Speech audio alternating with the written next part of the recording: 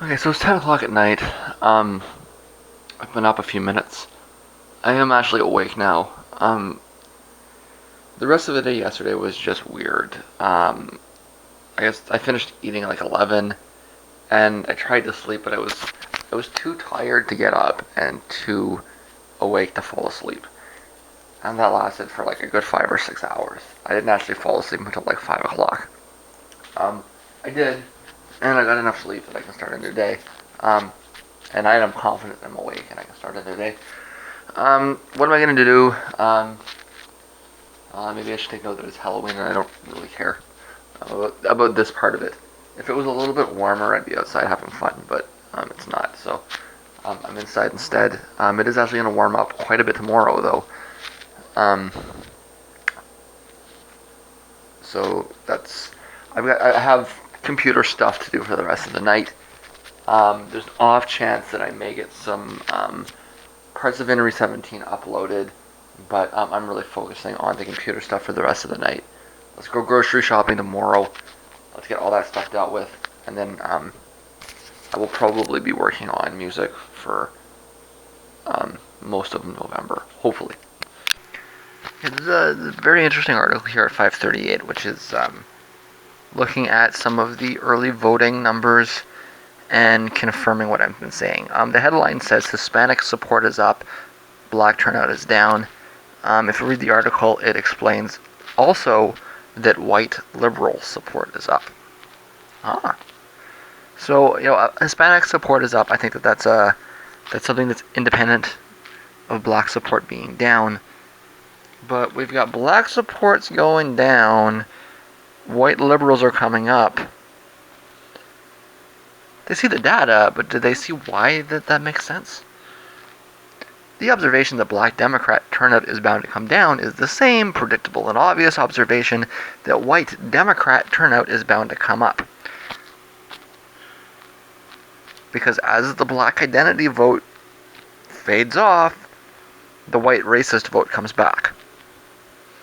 That's right. The deplorables, they're on your side too. So they look at the early the early voting data, and they're seeing both. Like, do you realize why these are reflections of the same phenomena? But the media has been saying, yeah, okay, there's a media narrative. Media narrative is that it's white people are Republicans and they're racists, and that's why they support Trump, and then everybody else is Democrats. So it's the white race versus the universe. That's the media narrative. Does the data contradict this? It does, but the media doesn't report reality. It distorts it. So you shouldn't really be particularly surprised when the data contradicts the media narrative. You should realize from the start that the media narrative is probably bullshit, right? And if you look at those numbers, you'll probably see that they're if you look at those numbers, they probably do reflect a little bit of ballot stuffing as well. That's normal. It happens every election. The Republicans will stuff ballots. The Democrats will stuff ballots. It all balances out, or one expects it to balance out. Maybe the Democrats might be, they might get that key county, and it might, But broadly speaking, most election experts know that there is ballot stuffing in every election, and they just look the other way because it's small scale. It's designed to win a county here and there, and it's more.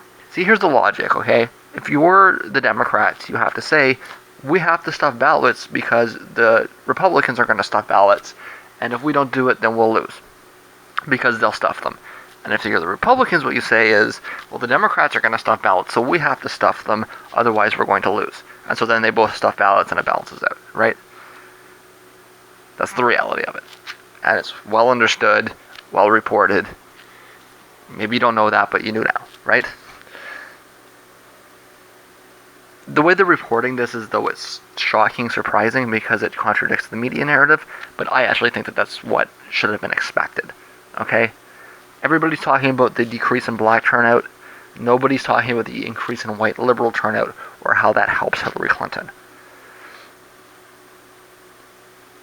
But you've also got to look at the electoral system and be realistic about what that actually means. If you get more racist white liberals voting for Clinton than you had vote for Obama, is that going to swing Texas? Well, probably not. It might swing North Carolina, though. Okay, and let's not be naive about about this issue about, enthusiasm and likely voters. Hillary Clinton's ground game is so absurdly superior to Donald Trump's ground game, okay?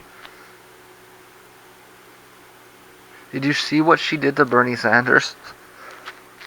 And that's just going to make it that much more obviously rigged if she supposedly loses due to poor turnout. Please. I can think of a couple of reasons why Clinton might lose, but due to poor turnout, with her ground game and his ground game, that's ridiculous. If that's their line, call them on their bluff, because that's bullshit. Okay, I'm slowly coming to the realization that this is legit, this is a coup. It is not the first coup that we've seen from the Republican Party. It is not the first military and intelligence-backed Republican coup. You had Bush in 2000, that was a coup. You had Reagan in 1980, that was a coup. You had Nixon in 1968, that was a coup. So this is not a rare occurrence at all. The Republicans launch a coup every 10, 15, 20 years, okay? But it is becoming increasingly clear that we're stuck with Trump whether we like it or not. People are going to vote for Clinton. We're going to get Trump. And don't pretend like picking Sanders over Clinton would have gotten us out of this either. Because this isn't really about democracy. This is about the military saying, we like this guy. It's a really hack job, okay? They're not even trying to hide it. Trump is the establishment candidate now, and the establishment always wins. Well, wins, anyways. Right? Wins. The ABC tracking poll is beyond hurting. That kind of movement out of nowhere with no backup, it's not even worth debunking. That's nonsense, okay? But that's the poll you're going to hear about. There are going to be some massive contradictions. You'll never get a good answer. You'll just be expected to swallow them whole. And we did go through this once before, but I fear that most of us did not learn the correct lesson, which is that there wasn't a serious choice on offer. There was never actually an election between Bush and Gore. It was predetermined from the start. Clinton may be putting up more of a fight than Gore did, but that doesn't make the outcome any less certain. I don't want to claim insider knowledge, okay? I'm not stating anything with 100% certainty either. I'm not pretending to be a psychic or anything. I'm just pointing out the obvious. This is becoming clear that you're looking at another military CIA coup to put another Republican Party candidate in power. Because that, and using the same tools that they've always used. That poll is not hurting. It's too absurd for that even. In the end, the historical record will probably record that it was the emails, even though those of us that lived through it and were paying close enough attention will remember that they shifted the aggregates first, okay? Clinton's numbers came down like a week before the emails were released. But that is what you're seeing in all the news reports. Her numbers have come down since, no. The polling that they're throwing at you, took the numbers down first, and then they released the emails. So they fucked the aggregates first, and then they created their claimed reason for it afterwards. And in fact, that's evidence. There's implicit evidence, but it's evidence. If you start seeing the media claim that the numbers came down because of the emails, which is what you are seeing, that's confirmation that this is a setup, because the numbers came down first, or so they claim. Is that an oops? No. You'll have to swallow it. And don't expect a good explanation, because you'll never get it. So what is Trump going to be like then? Is he going to abolish free trade and build walls and bring the military home? No. That's what Bush said he would do. He will be like Bush. He will be like Reagan. He will be like Nixon. Expect a couple of stupid wars, more free trade agreements, fuck up the economy, the whole thing. All right. So go ahead, grab your pitchforks. No, go smoke a joint. Okay, it doesn't matter. They don't care. He's a puppet of the military. And it's not even that people are too stupid to figure it out. It's that they don't care if people figure it out or not. Because what are you going to do about it? The guy from the, General Chief of Staff, he shows up in your office, puts his gun down on the table. What are you going to do? It's reality, right? And it's brazen. But there's zero fucks given. Zero fucks given by the military about what you think about what they're doing. Now, don't ask me exactly how they're going to do this. You look at a map and it's hard to figure this out, right? How do they tell you that Trump wins this election when he has no path on the map? I don't know what they're going to do, okay? I'm not a psychic and that's not obvious, but I expect to be like, what? It's going to be outlandish, okay? He'll like win Michigan or something. And don't expect an answer when it happens, right? The day before the election, you'll look at the polls in Michigan, and Michigan will be, Clinton will be winning Michigan by 10 points if you look at the polls the day before the election. And then Trump will win Michigan. And then they'll poll the day after the election, and, Clinton will be winning by 10 points. And it will not make sense. And you'll look at it and you'll say, I don't understand this. Don't expect an answer. You'll never get one. But I do want to make this very clear. This is not the fault of the American people, okay? They didn't pick Trump. They didn't have that choice. And the rest of the world should be empathetic rather than superior. Okay, it's about 2, which is much later than I wanted it to be, and my skin is terrible, but I don't fucking care. I'm gonna go out and enjoy the sun anyways. I got some groceries to do. I got my list, and that's the day. I'm gonna try to avoid vlogging my grocery trip because I've done that too many times, and it's not particularly exciting. If something comes up, I'll bring it with me, but I think that today is going to be another quiet day for the rest of the day. Tomorrow will probably be another quiet day for the rest of the day. And we'll get back on, I guess, that would be Thursday, maybe Friday. I checked some show stuff, and there's some like iffy stuff. I don't really think there's much of anything that's a certain for November, and it's going to depend on the weather, which is lingering nicely. I keep saying, I got to expect it's going to get cold soon, and it doesn't, and etc., right? So, if it lingers into December, I'll keep going out and doing stuff, but I mean, there's going to be, it's going to have to get cold eventually, right? So, whenever it is, it looks like it's going to be, well, actually, let me rephrase that. They keep saying it's going to be November, but it doesn't look like it's going to be November. Anyways, like I say, my skin's terrible, but it's nice out, and fuck it, you can deal with my stubble. Fuck you. How about that? Right? I don't give a fuck. I'm just gonna go out and do my groceries and enjoy the day, and fuck my bad skin. Okay? Not really. I'm getting to the point where I don't give a fuck anymore. It's I'm just gonna throw my stubble. I'm gonna throw my tits out, and you can look at my stubble and my tits, and I can give you the finger. And it's fuck you. You think I give a fuck what you think? You think I give a fuck about your kids? It's yeah, that's right. I'm a fucking open transgendered person. Yeah. Your kids can stare at my tits. I don't give a fuck. Swear at them. I don't care anymore. I'm bitchy today, clearly. Ugh. No, it's this skin issue is really, really irritating to me. It would be so great if I can get rid of the dryness. It's like I missed a couple of days with the exfoliation, right? Came back from the show and I slept it off and I lost a few days and now I'm like, it gets really bad because of the dry skin, right? So it's like, and it's gonna be bad for a bit. So, like, what do? I'm going grocery shopping. I don't want to lather on makeup to go grocery shopping. I don't want to have to wear a fucking guy clothes either. So, I'm gonna go out with tits and stubble and fuck you if you don't like it. That's how it's gonna work. You know, it's like it's a beautiful summer day. It's like 27 degrees, almost 30 degrees with the humidity.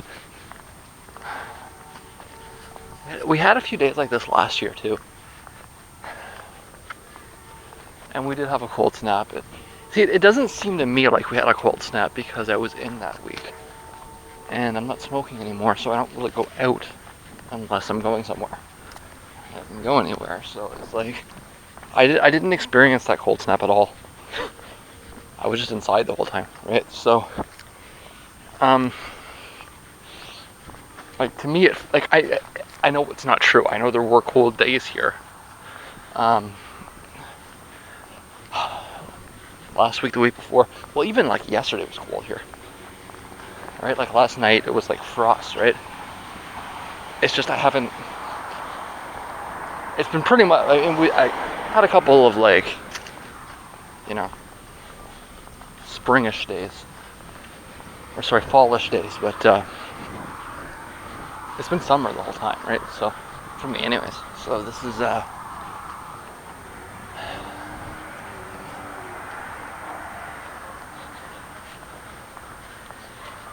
I just wanted to, you know, just enjoy the weather.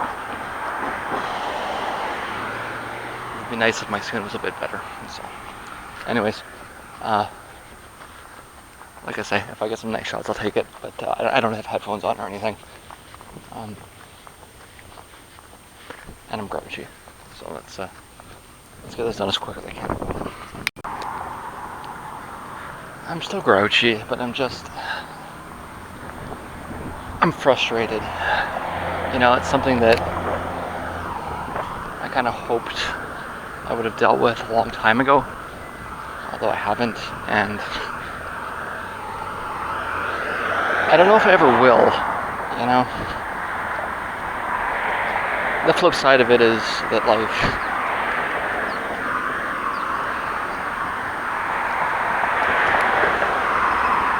nobody has perfect skin, right? Everybody gets grouchy about their skin.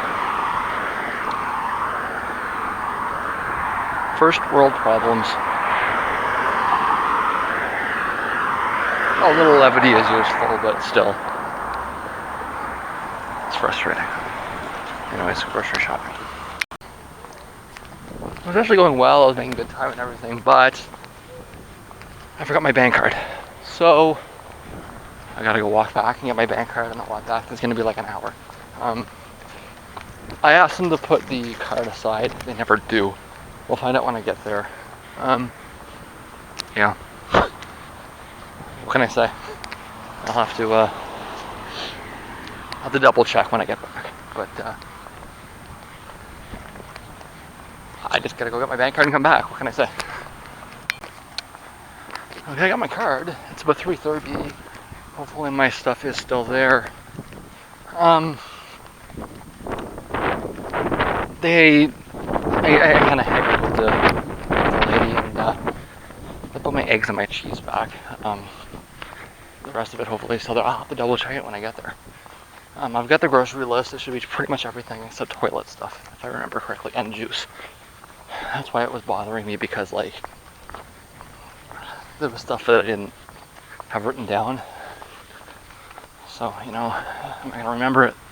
I think I can remember most of it, but it's like I gotta walk through the aisles again to remember it and everything else. Right, so suppose I could have written it down. It's more just getting back and forth.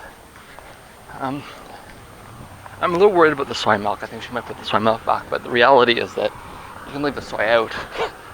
It's just, you know, it's until it's opened. and I'm gonna walk it through the sun anyways. So the issue, of course, is they got to be sure I'm gonna come back and get it, right? Otherwise, it's going to spoil. But it won't, actually. Also, kind of made a choice. My days of cheap cheese appear to be over. So, and I was kind of thinking about it.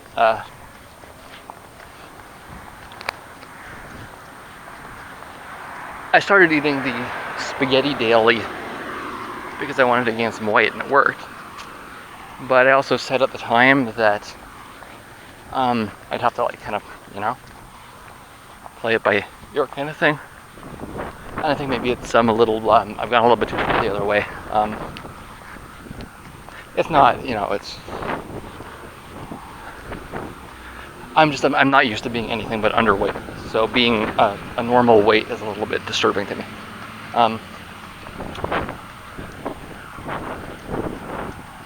So if we get back to being underweight, even though I was trying to gain weight. I know, it don't make any sense. But, I'm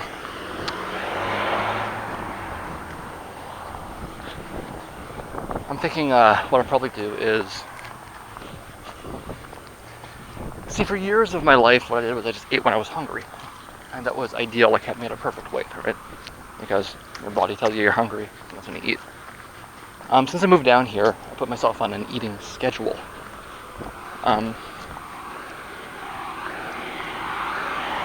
Which was designed more from a financial perspective, right? It was more like, I have X amount of dollars per month. Let's make sure I get all of the nutrients that I need on a monthly basis so that I can, and that was really, it was designed to be healthy, right? So I calculated. I wasn't really worried about calories so much as I was worried about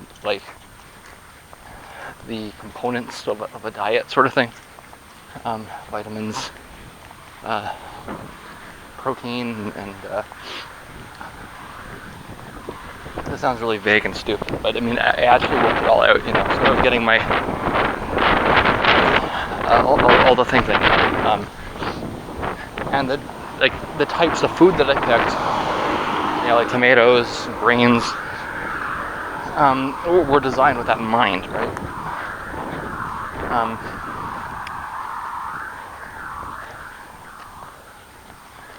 And the eggs specifically as well, right?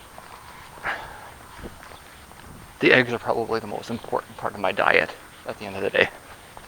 If I don't get the eggs, there's a lot of things I'm missing. So,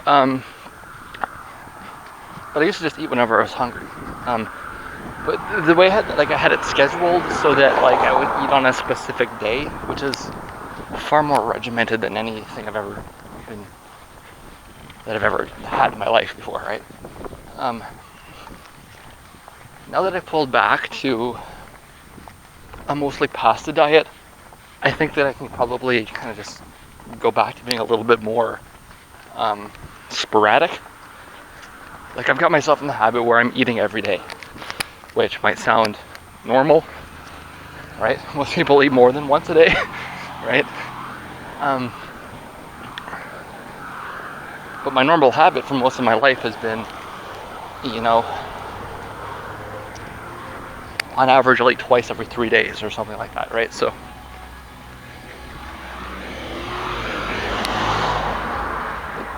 and just the fact that I've been forcing myself to eat, I put myself in a schedule where I eat every day, and I split my day up that way. And a lot of the times when I'm eating, I'm not really that hungry, right? So I'm gonna see if I can pull back to kind of my historical norms, which are just, sometimes I might eat twice in a day. Other times I might not eat for a couple of days, right? I need to be careful about that too, because I do have a habit of going a couple of days, especially when I feel like I'm gaining weight. So I need to be careful on both sides of that, but with the mostly pasta diet, I feel I can do that again, because I'm not beholden to to a day-based schedule anymore. In fact, I even at one point found that to be a little bit too rigid for me, and what I was doing was I was like moving forward, right? And so it was, and then I'd like eat twice sometimes because I'd be pushing one off. Like I got to a point near the end of my, like right before I switched over to the all spaghetti diet, I was like 5 or 6 days behind on my eating schedule, right? So yeah, it's just it's just a question of just too much mass consumption, and it's I think unnecessary, and I wanted to gain some weight, right? So that's like mission accomplished, you know, like success. It's just I gotta pull back from it a little bit. So I am gonna buy less cheese this month, and I'm gonna use that as an incentive to put myself back on something a little less regimented. I think that's the main thing I'm trying to get across, is that I'm gonna cut the regimentation down, because I'm just ultimately forcing myself to eat more than I need to. So, the other thing is that the last couple of days, especially, on the Halloween weekend, I was out and eating, and like I could tell when I woke up. I guess it was yesterday. Like it was like when I went out on Saturday night, I noticed a little bit, but I just, it looked healthy to me, right? And I'm back down a little bit. I think I was just bloated when I woke up yesterday, but it's just, like I say, it's more of a, I've spent my whole life being underweight, so being healthy is strange to me. You know, getting onto that kind of healthy to plus size thing is a little bit, it's not who I am, right? It's a self-image thing, so. Well, just what I mean is an identity thing, right? If I'd spent my whole life as a big person, then that would be my identity as well, but it's not, right? So, yeah, it's less cheese, and I'll work around that. I've been. Well, how long did it take to get here? It took me 10 minutes to walk. I turned this on right when I went into the house, and it's at 9 minutes, so it's gonna take me about 15, less than. So I said an hour, it's gonna be more like a half an hour. That's good. Hopefully my stuff's still there. And we're good. See, here's the weird thing about it being 30 degrees or 20 some degrees on November 1st. It's not even 5 o'clock yet, and the sun's coming down. Yeah. Very strange. It's actually funny, you know, because I can rewind back to this year, and this time last year, and I can start saying that now because in past a year, it was a little bit later than this. It was like November 10th-ish, but it was, you know, in the same period. And we had this like one day where it was like, maybe not quite as warm as today. Maybe more like they're forecasting for tomorrow. I hope it doesn't rain tomorrow. I got my cart away now and I'm just walking. It's beautiful. In fact, with the sun coming down, I'm feeling a lot more relaxed. I got some exfoliator, some goopy shit. The stuff with like the crystals in it, I think that'll probably help a lot. You know, and it's not. I'm a perfectionist. It's not so bad, really, unless you're staring at it. Anyways, yeah, I was saying this last year. I was saying how, you know, like, who can complain about this? Yeah, I know that one warm day in November does not, but how about record-breaking temperatures for for the whole year afterwards? Right? It's just ridiculous. Who would want to reverse this? Give it a few more years and it'll be summer into December. And like, start again and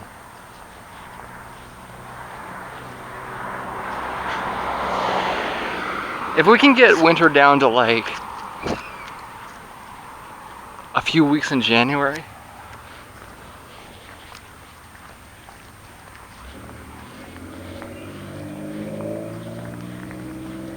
this is like a few years in a row now where we've had summer.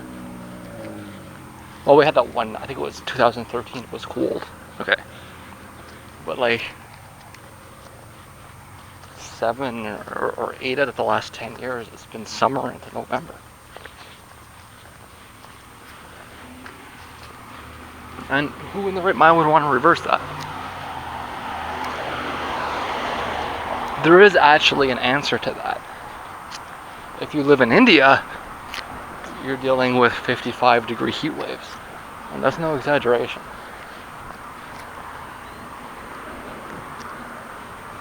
They're getting really hot weather in like Saudi Arabia, Qatar, that area as well.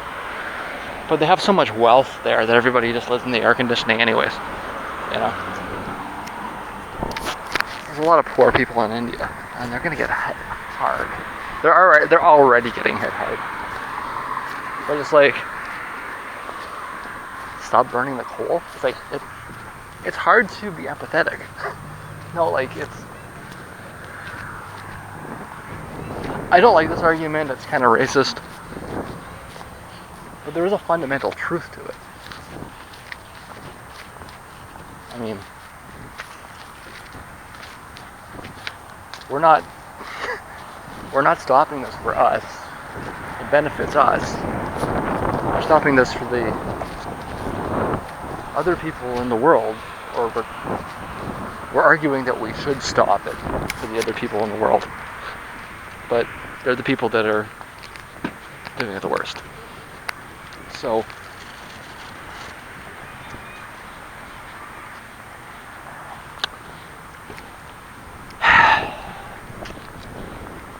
yeah, I know the arguments about, you know, how we have 200 years worth of development on them, and it's only fair to let them catch up. Only fair to let them catch up to their own detriment. Like, it's...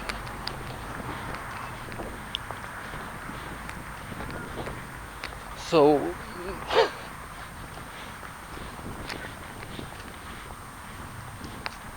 It's not that the moral question hasn't changed. It's the same question and it has the same answer. It's just a lot harder to hold to it when the person that you're trying to benefit, or the people that you're trying to benefit, are doing everything they possibly can to not give a fuck, right? Like I say, it doesn't change the calculation. It doesn't. It's just hard. Because it's fucking beautiful out. No, but for real, when I was a kid, the extreme weather was 20 degrees in October. It happened, but that was considered outrageous. Now that's pretty normal. And today it's 25 degrees in November. That's the new extreme. 25 degrees in November. What's next? Is it 30-degree days in December? Because that's the pattern.